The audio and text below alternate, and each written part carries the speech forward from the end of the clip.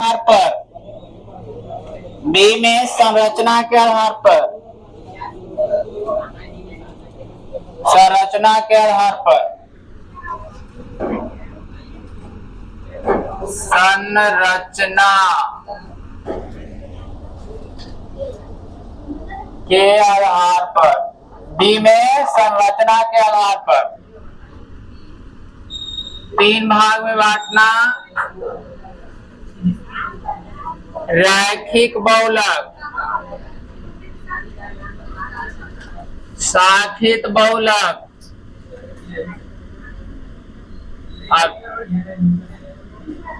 अब इधर ज्यादा टाइम नहीं लगेगा आपका।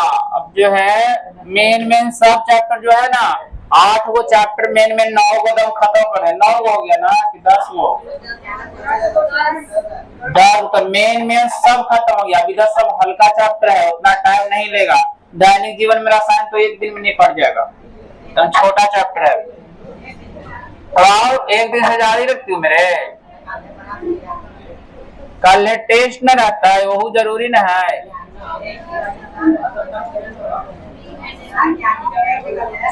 कल कौन का टेस्ट है? डीएनए ब्लॉक है।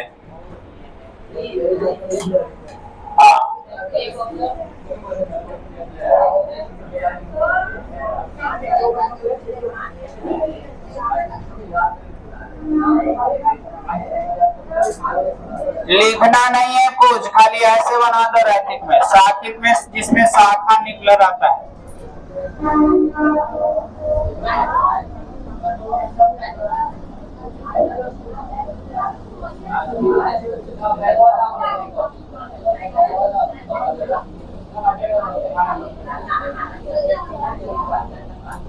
ये सब शाखा निकलल है।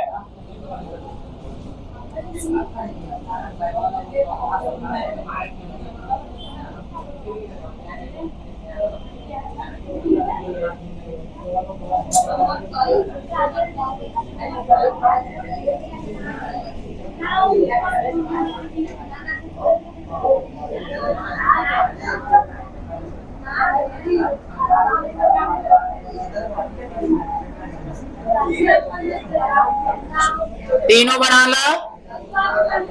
जिसमें रेखा के रूप में होता है रैखिक, जिसमें शाखा निकला होता है शाखित, तो जिसमें 3 बॉन्ड द्वारा जुड़ा रहता है त्रिपल।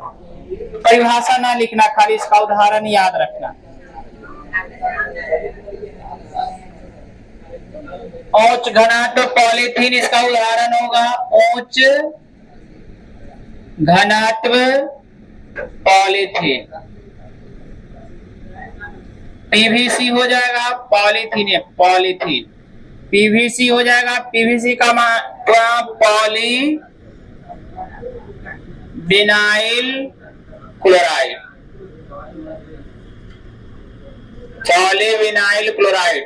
यह वह निम्न घनत्व पॉलीथीन, इसका उदाहरण में निम्न घनत्व पॉलीथीन, इसका उदाहरण।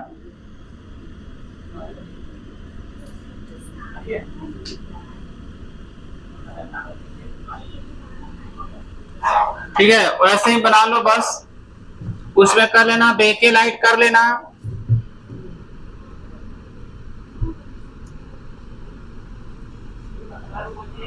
बेकेलाइट, मेलामीन, निम्न घनत्व पॉलीथीन। बेकेलाइट, मेलामीन।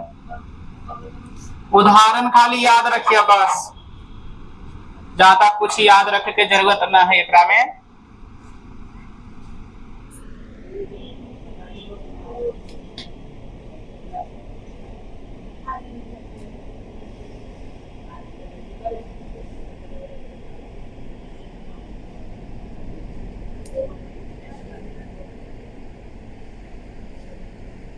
उच्च घनत्व पॉलीथीन, पीवीसी। पीवीसी का पूरा नाम पॉलीविनाइल क्लोराइड, पॉलीविनाइल क्लोराइड।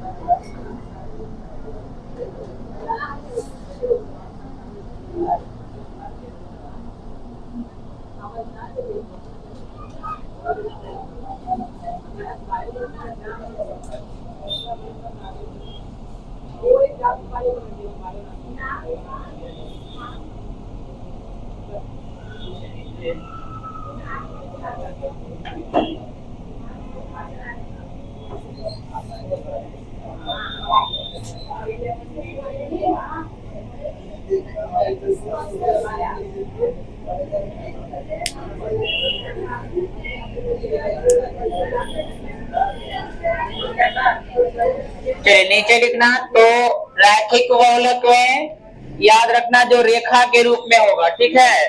तो इसमें उच्च घनत्व वाले पॉलीथीन हो जाएगा, पॉलीविनाइल क्लोराइड हो जाएगा। शाखित बहुलक जिसमें शाखा के रूप में निकला रहता है, ठीक है। तिर्यक बंधित मतलब 3 गो बॉन्ड के द्वारा सब जुड़ा रहेगा, 3 लाइन रहेगा, तीनों जुड़ा रहेगा तो हो जाएगा तिर्यक बंधित, 3 गो बॉन्ड द्वारा जुड़ा रहता है। देखे लाइट में मेलामीन जो है आपका उदाहरण हो जाएगा किसका, तिर्यक बंधित का। तो ये सी नंबर कौन नंबर हुआ, बी।